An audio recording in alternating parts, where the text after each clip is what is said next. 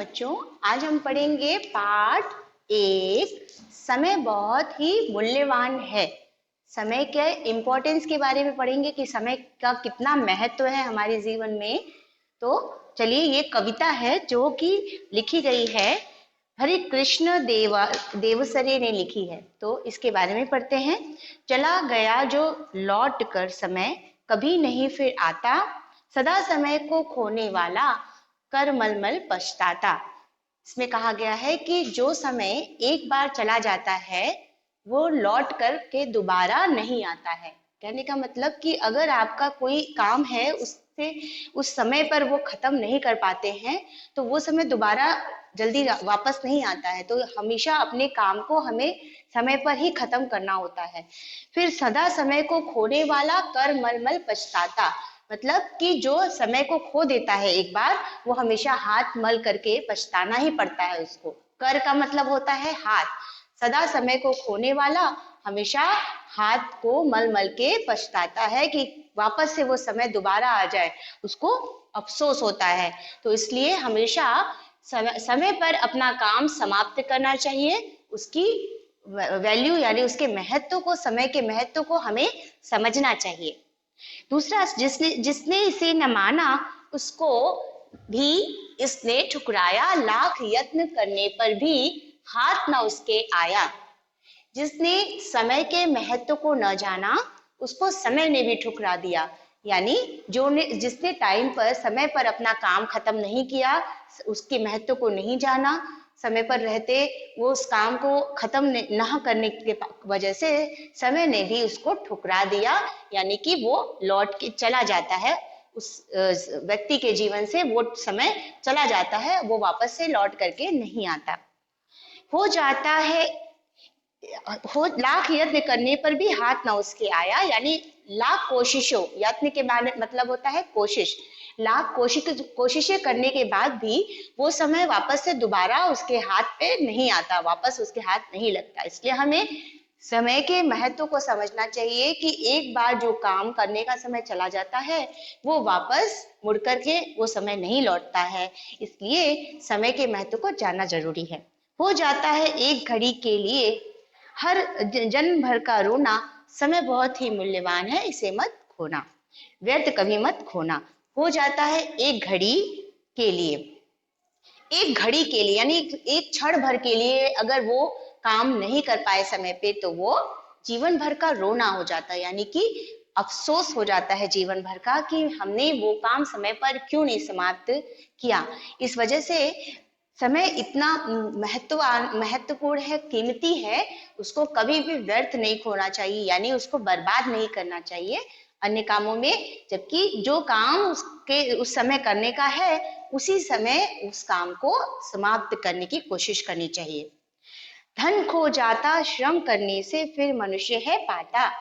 अगर मनुष्य का धन खो जाता है यानी कि पैसा चोरी हो जाता है या किसी कारणवश वो उसका धन की हानि हो जाती है, लेकिन अगर वो मनुष्य फिर से मेहनत करता है, श्रम करता है, तो फिर से उस धन को, जो खोया हुआ उसने धन है, वो प्राप्त कर सकता है। अगर धन खो भी जाता है तो परिश्रम से प्राप्त कर सकता है। स्वास्थ्य बिगड़ जाने पर उपचारों से वह बन जाता। अगर आपकी स्वास्थ्य खराब हो गई है, सेहत खराब हो गई है, तो वो इलाज करने से तो ठीक भी हो सकती है, लेकिन अगर समय चला जाता है तो वो वापस नहीं आता। तो इस वाली कविता की क्या पंक्तियां थी कि धन खो जाता फिर मनुष्य श्रम करने से पा जाता। अगर धन खो जा रहा है, उसकी जमा पूंजी खत्म हो जा रही है या कहीं इधर उधर खो गई है, फिर भी अगर वो वापस से उतना ही मेहनत करता है तो वापस वो धन कमा सकता है इंसान। लेकिन एक बार अगर समय व्यर्थ चला जाता है तो वो वापस मुड़कर नहीं आता। स्वास्थ्य बिगड़ जाने पर, अगर आपकी सेहत खराब हो जाती है, फिर भी दवा करने से, इलाज करने से तो ठीक हो जाती है, और लेकिन समय का कोई ठीक नहीं है, समय वापस नहीं आता है। विद्या खो जाती फिर भी पढ़ने से आ जाती। अगर विद्या यानी कि ज्ञान, अगर आपकी ज्ञान चला जाए, खो जाए, लेकिन या तो आप भूल जाएं, लेकिन अगर आप वापस से पढ़ते हैं, अगर पढ़ लेते हैं तो वो वापस विद्या आ जाती है। अगर किसी चीज के बारे में आपको जानकारी है लेकिन आप वो चीज भूल गए, विद्या चली गई आपके दिमाग से, थोड़ी देर के लिए चला गया वो चीज, लेकिन आप जब दोबारा उसको पढ़ेंगे तो वो आ सकती है। लेकिन समय खो जाने से मिलती नहीं समय की थाती। लेकिन एक बार अगर समय खो जाता है, समय चला जाता है, तो वो दोबारा कहीं दिखता नहीं है। थाती का मतलब उसका था भी नहीं मिलता, वो गया कहाँ, वो वापस समय का जो खजाना है, जो हमारा मूल्यवान कीमती समय का खजाना है, वो वापस नहीं मिल पाएगा। जीवन भर भटको दुनिया का छानो कोना कोना, समय बहुत ही मूल्यवान है, इसे मत व्यर्थ कभी खोना। यानी कि जीवन भर अगर आप इधर से उधर भी भटकते रहेंगे, हर दुनिया का कोना कोना छानते रहेंगे, दुनिया के कोने कोने में भी जाएंगे, तो भी समय इतना मूल्यवान है, इसको कभी भी व्यर्थ नहीं जाने दीजिए, इसको व्यर्थ कभी नहीं खोने देना चाहिए। जीवन भर में आप कभी भी कहीं भी जाएं तो जीवन भर भटकते रहें और दुनिया के हर एक कोने में जाएं, सबसे जरूरी चीज, सबसे मूल्यवान कीमती चीज समय ही है, इसीलिए उसे कभी व्यर्थ हमें नहीं खोना है। रहती थी बापू की कांटे में हरदम घड़ी लटकती, उन्हें एक क्षण की बर्बादी थी अत्यधिक खटकती। बापू के कमरे में एक घड़ी लटकती रहती थी, घड़ी जो कि समय के बारे में उनको जानकारी देती रहती थी। तो जब बापू जब भी कमरे में रहते थे तो वो समय के अनुसार ही काम करते थे, समय देख करके काम करते थे, समय को व्यर्थ नहीं जाने देते थे। इससे ये संकेत मिल रहा है कि समय को कितना महत्वपूर्ण गांधी जी भी समझते थे, क्योंकि उनके कमरे में हमेशा एक घड़ी लटकती रहती थी जो समय की तरफ इशारा करती थी कि समय कितना महत्वपूर्ण है। उन्हें एक क्षण की बर्बादी थी अत्यधिक खटकती, उन्हें एक पल की भी, एक क्षण की भी जो भी बर्बादी थी समय की, उनको बहुत खटकती थी, उनको अच्छा नहीं लगता था कि समय उनका व्यर्थ जा रहा है। इसलिए कमरे में उनकी घड़ी लटकती रहती थी, उनको समय का बताती रहती थी, समय के बारे में बताती रहती थी कि क्या समय पर उनको क्या करना है। इस वजह से वो समय को बहुत ही महत्वपूर्ण जानते थे और समय पर अपना काम खत्म करते थे। बच्चों तुम भी उसी भांति पल पल से लाभ उठाओ, व्यर्थ न जाए एक भी क्षण, ऐसा नियम बनाओ। बच्चों कि तुम भी ऐसे नियम बनाओ, ऐसे काम करो कि एक भी क्षण, हर एक पल का आप उसका फायदा उठाओ, मतलब समय का यूज करो, उसका प्रयोग करो समय का, उसको व्यर्थ कभी मत जाने दो। और व्यर्थ न जाए एक भी क्षण, ऐसा नियम बनाओ, ऐसा आप अपना नियम बनाओ कि एक भी क्षण हमारा समय का ऐसे व्यर्थ न जाने पाए, हम उसको सही उपयोग करें, सही टाइम पे सब काम करें और जीवन में आगे बढ़े, नाम कमाएं। गांठ बांध लो नहीं पड़ेगा कभी तुम्हें दुख ढोना, समय बहुत मूल्यवान है, व्यर्थ कभी मत खोना। आप इस बात को गांठ बांध लो बच्चों कि आप अगर समय को महत्व देते हो तो कभी भी समय आपको कभी भी हारना नहीं पड़ेगा, आप हमेशा खुश रहोगे, कभी भी दुख नहीं आपको आएगा, हमेशा सुख में रहोगे। इसलिए समय बहुत ही कीमती है, इसको बेकार मत जाने दो, इसका सही उपयोग करो, सही समय पर सभी काम खत्म करो और आप आनंदित रहो, खुश रहो। तो ये बात, ये कविता में जो कही गई है कि समय बहुत ही मूल्यवान है, ये बहुत ही अच्छी बात है कि अगर आप समय को महत्व दोगे, समय की इम्पोर्टेंस को समझोगे, तो समय भी आपके साथ साथ चलेगा। समय के साथ चलने वाला हमेशा आगे बढ़ता है और हमेशा खुश रहता है। गांधी जी का भी यही कहना था, क्योंकि उनके कमरे में हमेशा एक समय दिखाती हुई घड़ी लगी रहती थी जो कि समय की ओर इंगित करती थी, उनको समय की तरफ संकेत देते रहने का मतलब ये हुआ कि वो समय के हिसाब से ही काम खत्म करते थे, काम शुरू करते थे समय देख करके। तो इसी तरह बच्चों आपको भी जीवन में आगे बढ़ना है तो समय का बहुत महत्व है, उसको ध्यान में रखना है। पढ़ाई भी समय पे करो, पर खेलना भी समय पे चाहिए, खाना पीना और सोना उठना ब्रश करना सब कुछ समय पे करोगे, क्योंकि उसका एक भी क्षण हमें बर्बाद नहीं करना चाहिए, तो आप बहुत जीवन में आगे बढ़ोगे। तो ये था कविता, समय बहुत ही मूल्यवान है इस पाठ का। तो चलिए हम इस पाठ से संबंधित कविता की पंक्तियों को पूरी करते हैं जो कि इस पाठ में दी गई है। पहला लाइन है, चला गया सो जो समय लौटकर कभी नहीं फिर आता। जो समय चला गया है वो वापस फिर कभी नहीं आता। तो दूसरी लाइन आपको लिखनी है कि सदा समय को खोने वाला कर मलमल पछताता। जो समय को हमेशा खो देता है वो हाथ को मलमल के हमेशा पछताता ही है, यानी कि उसको बहुत अफसोस होता है कि मैंने सही टाइम पे सही समय पर वो काम क्यों नहीं खत्म किया, तो इस और मेरा समय चला गया। जिसने इसे न माना उसको इसने भी ठुकराया। जिसने समय के महत्व को नहीं जाना है उसको समय ने भी ठुकरा दिया है, उसको उससे हट मुंह मोड़ लिया है। लाख यत्न करने पर भी हाथ ना उसके आया। बहुत कोशिशों के बावजूद भी हाथ उसके समय में हाथ में नहीं आता है। ये दूसरी लाइन आपको लिखनी थी। धन खो जाता श्रम करने से भी फिर मनुष्य है पाता। जब धन खो जाता है तो मनुष्य श्रम करने से तो उसको पा लेता है। अगली लाइन लिखनी है, स्वास्थ्य बिगड़ जाने पर उपचारों से वह बन जाता। यानी अगर आपका सेहत खराब हो जाती है तो भी आप उसको औषधियों या उपचारों से ठीक कर सकते हैं, लेकिन एक बार समय चला जाता है तो उसको हम वापस नहीं ला सकते।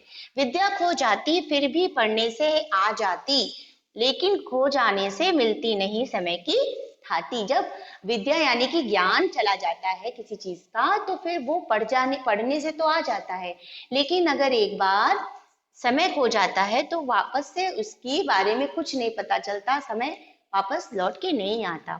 जीवन भर भटकी जानी भटको छानो दुनिया का कोना कोना। समय बहुत ही मूल्यवान है, इसको व्यर्थ कभी ना खोना। तो जीवन भर इधर उधर भटकने से और दुनिया के हर एक कोने को छानने से, घूमने से आपको समय वापस नहीं मिलेगा। समय ही सबसे ज्यादा इंपॉर्टेंट है, महत्वपूर्ण है। इस बात को आप जान लीजिए कि ये कीमती है और इसको कभी भी व्यर्थ नहीं खोना। तो अगली वाली नीचे की लाइन भी आपको इस कविता की पंक्तियों को पूरी करनी है। चलिए हम सही विकल्प के आगे सही का चिन्ह लगाते हैं।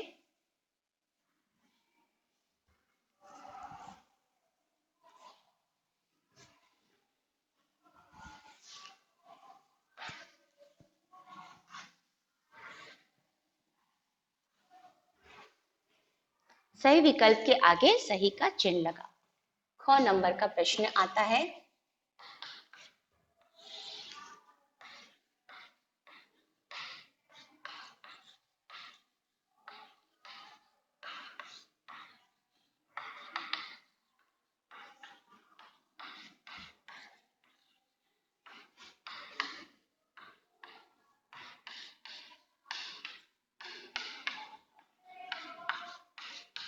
चलिए देखते हैं कि इसमें का पहला प्रश्न क्या है। बताइए, किसे खोकर पुनः प्राप्त नहीं किया जा सकता।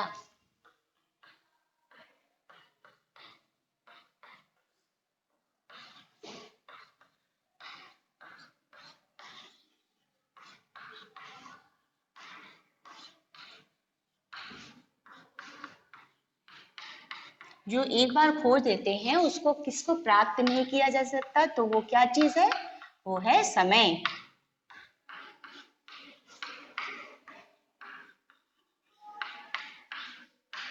तो उसका उत्तर प्रश्न के ऑप्शन में क्या क्या है कि धन, बल या समय। तो इसका ऑप्शन लिख रही हूं मैं, धन, बल, तीसरा है ऑप्शन है समय।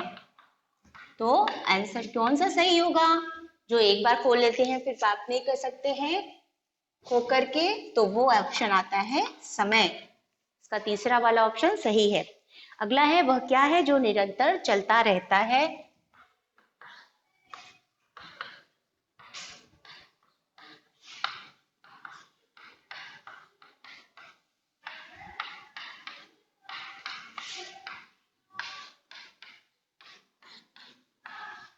तो वो है समय, जो निरंतर चलता रहता है। लेकिन इसमें तीन ऑप्शन क्या क्या दिए हैं, ट्रक है, समय या पहिया। तो इसमें हम लिखते हैं पहला नंबर है ट्रक, समय दूसरा ऑप्शन है, और तीसरा ऑप्शन आता है पहिया। जो निरंतर चलता रहे या लगातार चलता रहता है तो वो समय है, जो कभी भी थकता नहीं है, वो चलता रहता है। तो ये दूसरा वाला ऑप्शन सही है। तीसरा है, वह क्या है जिसे खो जाने पर पुनः प्राप्त किया जा सकता है?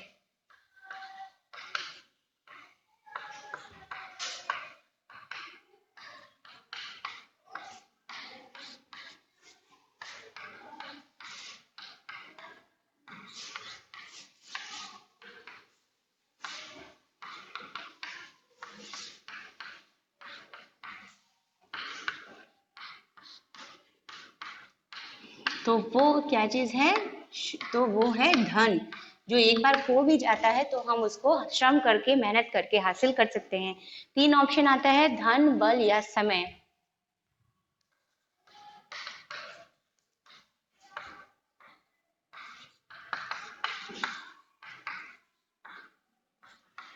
तीसरा ऑप्शन है समय। तो एक बार जब खो जाता है तो हम उसको वापस से हासिल कर सकते हैं, तो वो चीज है धन। लेकिन जब समय खो जाता है तो उसको वापस से हम हासिल नहीं कर सकते, उसके लिए उसको खो करके पछताते हैं। बापू को क्या चीज खटकती थी?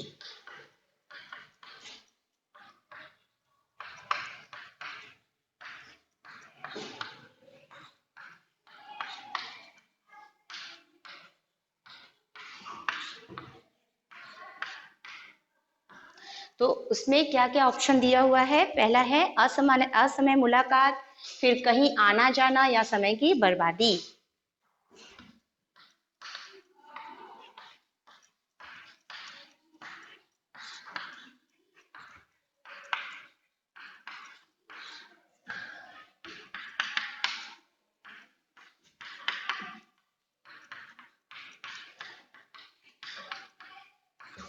तीसरा 100 नंबर का है, कहीं समय की बर्बादी।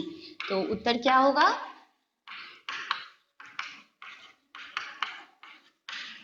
बापू को क्या चीज खटकती थी? महात्मा गांधी को समय की बर्बादी करना अच्छा नहीं लगता था, वो बात खटकती थी। इस वजह से वो समय पे सब काम करते थे और उनके कमरे में एक घड़ी लगी रहती थी, जिसकी वजह से समय देखकर ही वो अपने काम को समय पर पूरा कर पाते थे।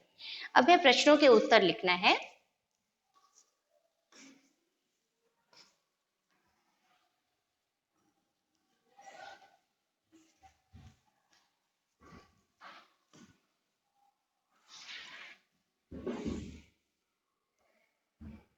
ग नंबर का है, निम्नलिखित प्रश्नों के उत्तर लिखिए।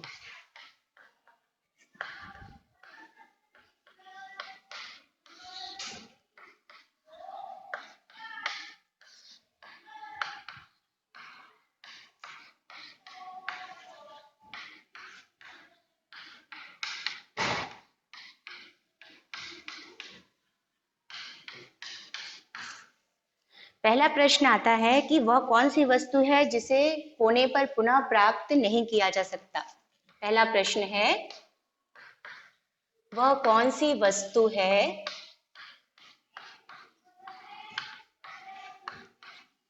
जिसे खोने पर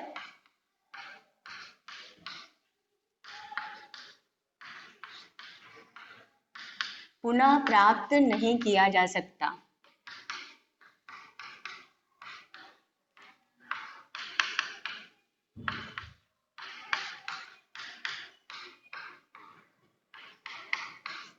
तो वो उत्तर क्या आएगा?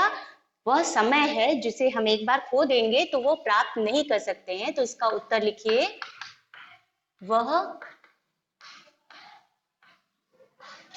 समय है जिसे खो देने पर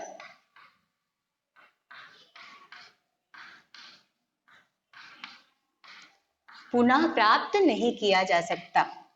मतलब वापस इसको लाया नहीं जा सकता। एक बार समय चला जाए तो वो वापस नहीं आ सकता, पुनः वापस नहीं लाया जा सकता या प्राप्त नहीं किया जा सकता। प्रश्न नंबर 2 आता है, वो है कि कर मल मल कर पछताना किसको कहते हैं? प्रश्न 2 है, कर मल मल पछताना यानी हाथ मल मल करके पछताना किसे कहते हैं?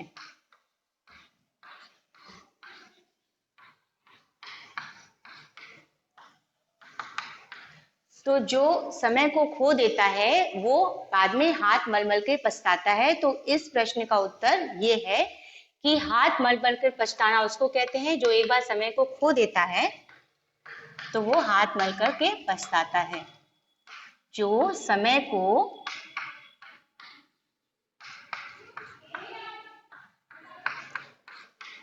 खो देता है उसे हाथ मल मल कर पछताना पड़ता है।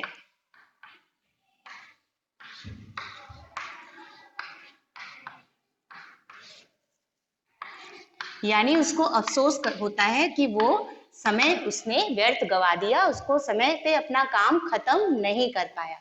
तो ये था प्रश्न 2। अब है महात्मा गांधी को क्या अच्छा नहीं लगता था। प्रश्न 3 है कि महात्मा गांधी को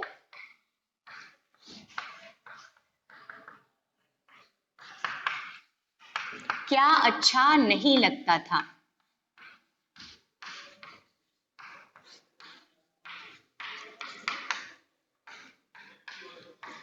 तो उत्तर क्या आएगा?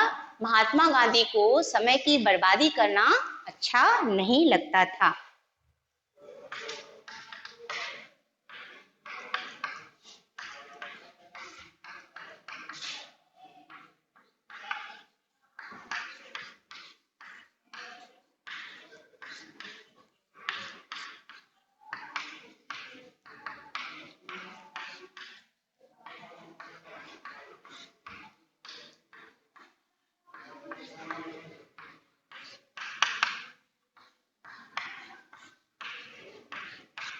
महात्मा गांधी समय को बहुत महत्व देते थे, उनको समय को बर्बाद करना पसंद बिल्कुल नहीं था।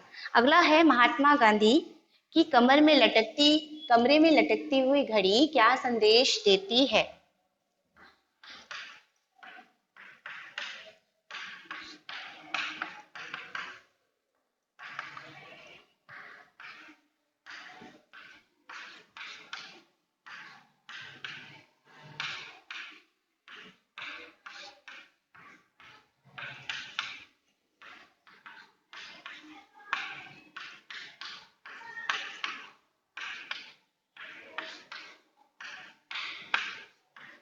तो इसका उत्तर क्या आएगा?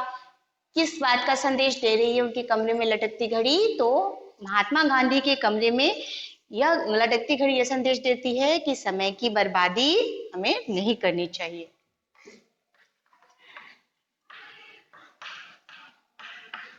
यह संदेश देती है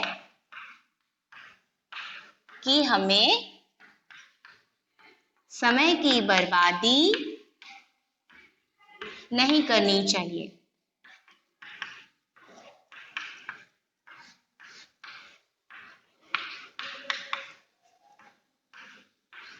समय बर्बाद नहीं करना चाहिए व्यर्थ में। ये महात्मा गांधी के कमरे में लटकती घड़ी का संदेश है। प्रस्तुत कविता में निहित संदेश का वर्णन कीजिए।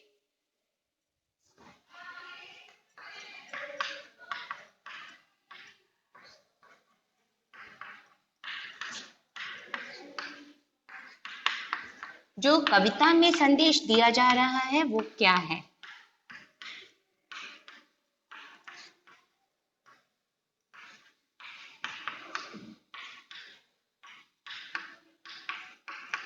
तो प्रस्तुत कविता में ये कहा जा रहा है कि समय बहुत ही मूल्यवान है और हमें उसे इस तरह व्यर्थ कभी नहीं खोना चाहिए।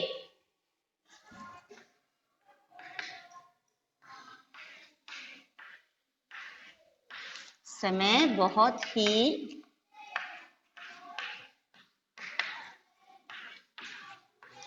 मूल्यवान है और हमें इसे बर्बाद नहीं करना चाहिए।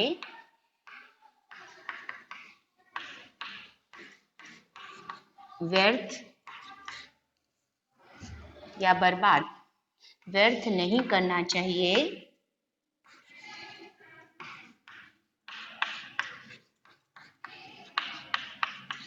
यह संदेश यह संदेश प्रस्तुत कविता में निहित है।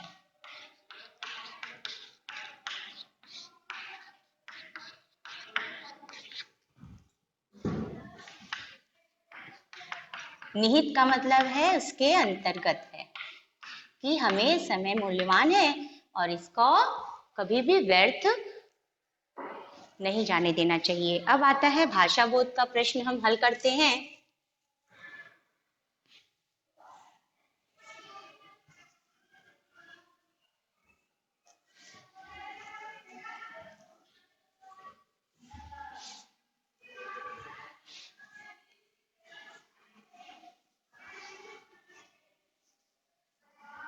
चलिए देखते हैं कि भाषा बोध में की क्या प्रश्न है।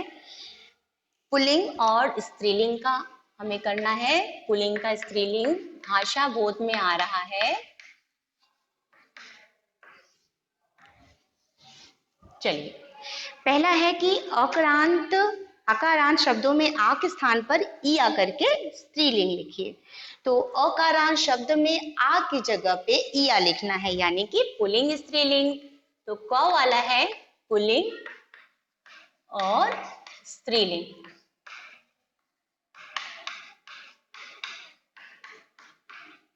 इसमें पुल्लिंग पहला क्या है? बेटा, चूहा, बूढ़ा, कुत्ता, लोटा और डिब्बा। तो बेटा, चूहा, लोटा, कुत्ता, डिब्बा,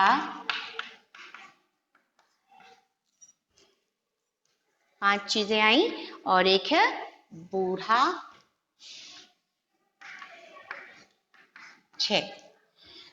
तो इनका हमें पुल्लिंग का स्त्रीलिंग बनाना है, तो वो किस तरह करते हैं आइए देखते हैं। बेटा का स्त्रीलिंग हो जाता है, ये हो जाती है बेटी। स्त्रीलिंग का मतलब कि जो स्त्री जाति को प्रदर्शित कर रहा है। चूहा का हो जाता है चूहिया, फिर हो जाता है लोटा का लुटिया, कुत्ता का तो कुत्तिया, डिब्बा का डिब्बिया। आ लगा करके शब्दों को बनाना है। आ का या हो जाता है ईया, बूढ़ा का बूढ़िया। इस तरह से हमने ईया लगा करके शब्दों को बदल दिया, स्त्रीलिंग शब्द में परिवर्तित किया। अगला आता है जिसमें कि है हमें करना है, इस शब्दों में प्रस्तुत पाठ में कर और घड़ी शब्दों का प्रयोग हुआ है, तो उससे संबंधित और शब्दों को हम किस तरह से बनाते हैं।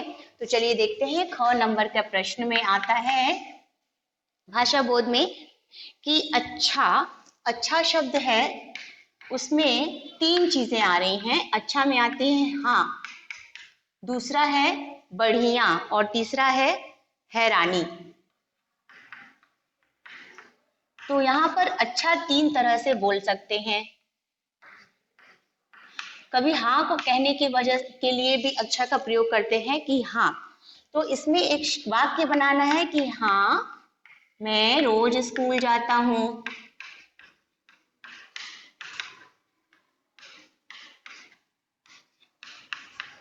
दूसरा वाक्य बनेगा बढ़िया शब्द से मिलाकर। बढ़िया, तो क्या चीज बढ़िया है उस शब्द को बोल सकते हैं। उस वाक्य को इस तरह बोलेंगे कि यह पुस्तक बहुत बढ़िया है।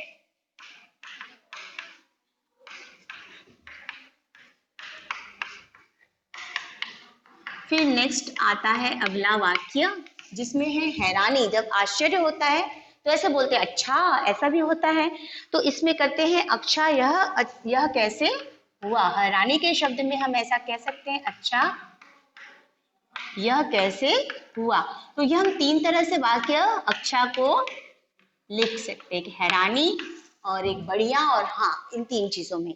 अब नेक्स्ट है बाल। तो बाल को हम बच्चों के लिए भी बाल का प्रयोग करते हैं कि हाँ बाल बच्चे।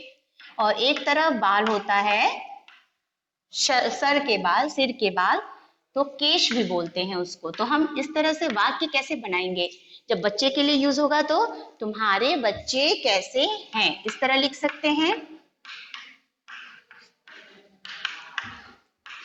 और जब बालों के लिए प्रयोग होगा तो उसमें कैसे करना है, तुम्हारे बच्चे कैसे हैं। और जब बालों के लिए प्रयोग होगा तो वो होगा कि तुम्हारे केश यानी तुम्हारे बाल बहुत सुंदर हैं।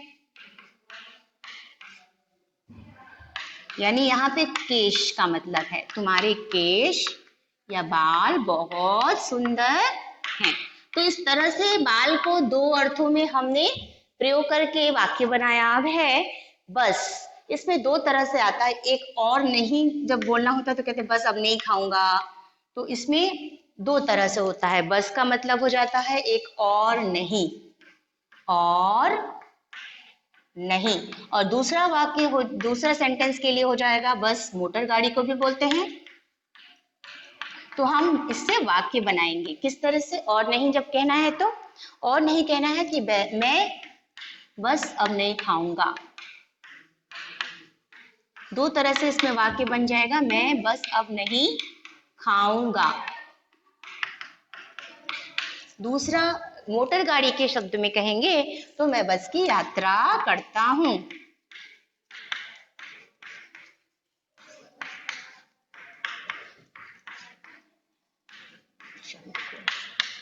तो ये है हमारा वाक्य बदलना। जैसे दो तरह के एक ही अर्थ निकल रहे हैं। अच्छा को तीन तरह से बोलते हैं, बाल को दो तरह से, बस को दो तरह से। तो उसी से संबंधित हमने वाक्यों को बना करके किया है। अब आते हैं निम्नलिखित शब्दों को शब्दकोश क्रम में लगाइए। तो शब्दकोश क्या होता है कि शब्दकोश में जैसे कि शब्द दिया है इमली, अचार, रजत, अनार, चिड़िया, करेला, शेर, आचार, मेज, ठठेरा। तो शब्दकोश का जो क्रम है वो किस प्रकार होता है वो हम देखते हैं।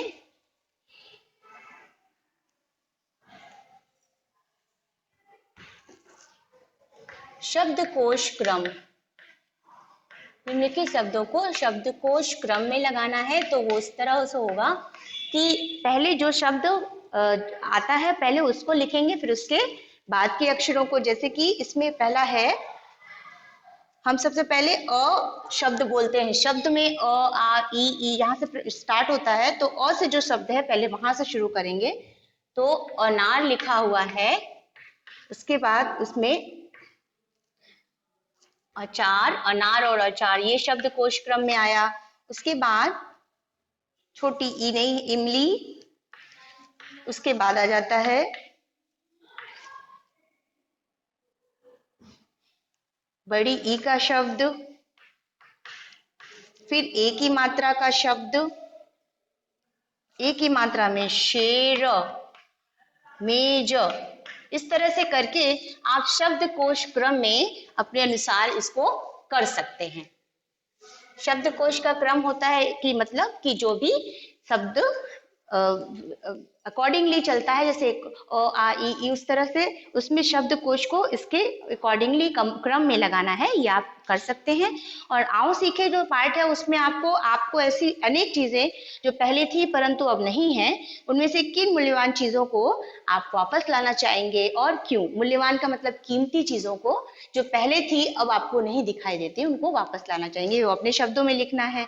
अब ये भी बताइए आप अपने समय का सदुपयोग कैसे करते हैं, और समय के महत्व पर कक्षा में यानी कि स्कूल में, क्लास में आप आपस में बातचीत करके इसके बारे में, इसके महत्व को जान सकते हैं। तो ये था पार्ट एक, समय का। समय बहुत ही मूल्यवान है और इस कविता को अच्छे से याद करिए, खुद से इसको पढ़िए और इसके प्रश्नोत्तरों को हल करिए।